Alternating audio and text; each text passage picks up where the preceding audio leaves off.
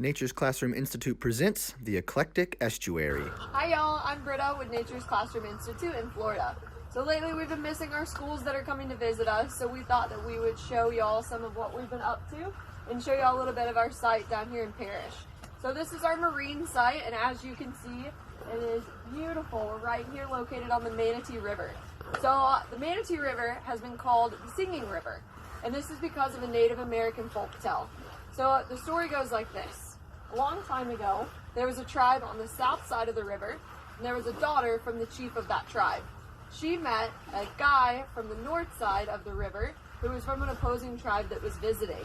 Now, they used to meet in secrecy because the opposing tribes, they weren't allowed to hang out. So they would meet in secrecy. There's a place just off of this river, just right down here, called the Rocky Bluff.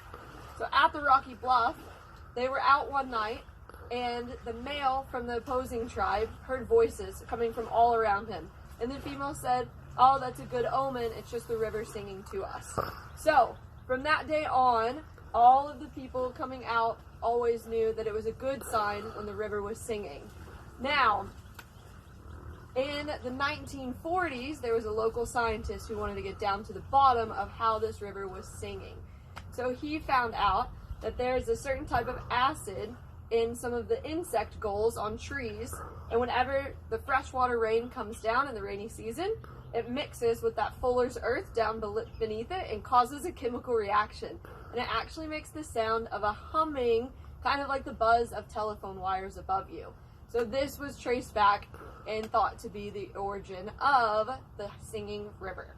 So enough about history, let's get into some science. So at our marine site in Parrish, we're able to enter the estuary. Oh, little blue heron. We're able to enter the estuary and get a closer look of our private cove that we have here on site. So an estuary may be a word that you haven't heard before, so I'll explain it a little bit. An estuary is a river that is also tidal. So it goes from a freshwater source and it goes out into the open ocean. Our estuary starts about 10 miles inland at Lake Manatee. It then flows to us where we are and then continues about 10 more miles all the way out into the open ocean of the Gulf of Mexico. So brackish is a term used for water that is fresh and water that is salty. So our cove and our estuary is both. We have the best of both worlds. Right where we're located is something called an ecotone. An ecotone means that it is two different ecosystems transitioning from one to the other. So inland, our ecozone, or eco-habitat, or ecosystem, is freshwater because it comes from a river source. And then as we move further, we have our coastal side, so it becomes marine. So we get animals from both of that. So an estuary is also known as a nursery for a lot of animals. So animals that live in the open water will come down to the estuary and they will lay their eggs, have their young, because they have a better chance of surviving in an enclosed ecosystem rather than the open ocean. So as you can see along the edge, we have a lot of different plant life that would be protection for these animals. So we may find when we have students out and we're going dip netting, we have some nets, and we're going through these fish keep jumping, can you see them? So whenever we have our dip nets and we're going and we're taking collection and we're taking samples, we always find a lot of very young animals in here. So we may find schools of fish that are practicing evading predators. We may find some baby shrimp that are really, really close in the dirt and rocks.